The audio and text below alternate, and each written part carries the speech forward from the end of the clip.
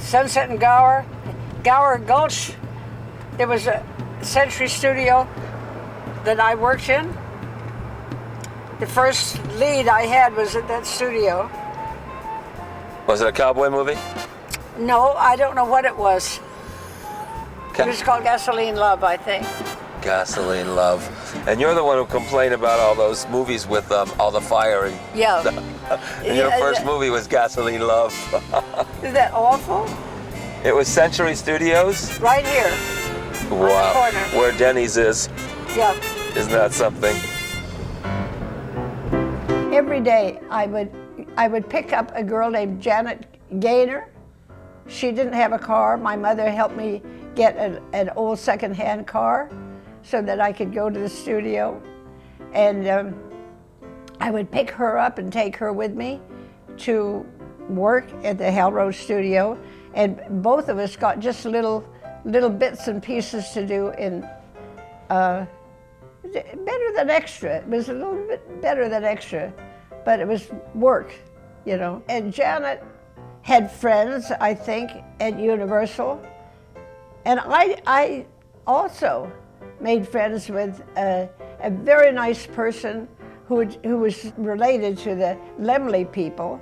So it made it easy to get established at Universal, because Universal was a much bigger studio than Hal Roach was, except that it was very rough looking at that time. It was just like something in the country, way out in the country.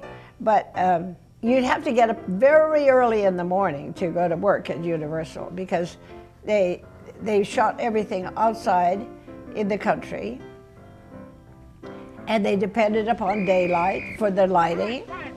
And it was a little bit rough to have to get up at 4:30, I guess it was, to say that the latest you could get up at 4:30.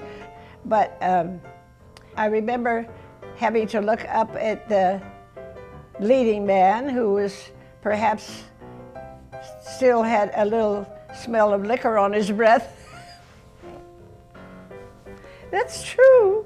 I'm telling the truth. You know, these cowboys who were leading men, they didn't have any ambition beyond just little 2 or 3 reelers, you know. That was good enough for them. And so they liked to have a little schnapps, I guess. I'd never had a drink in my life. We were not allowed, nothing, not even wine in the house I was brought up in. But it was a little bit difficult to look up and look at them with adoration. And the sun shining in your eyes, and they had things called reflectors. That would be big square boards that were covered with material that would reflect the sun. And so that would bit into your feelings too, your eyes, and it took away all the comfort from life, to say the least. Then there was a man at the studio. The leading man was Hoot Gibson. That's quite a name, isn't it? Hoot. Hoot. Hoot Gibson. However, it was work, and I enjoyed it. I enjoyed working. I loved being able to have money to give my mother, because she needed help, but the family needed help. And helping was always very important to me. So anyhow, at Universal, I never got beyond doing 2 or 3 real movies. And I was very ambitious in my heart. I wanted everything, yeah. Yes, I wanted a beautiful part for myself.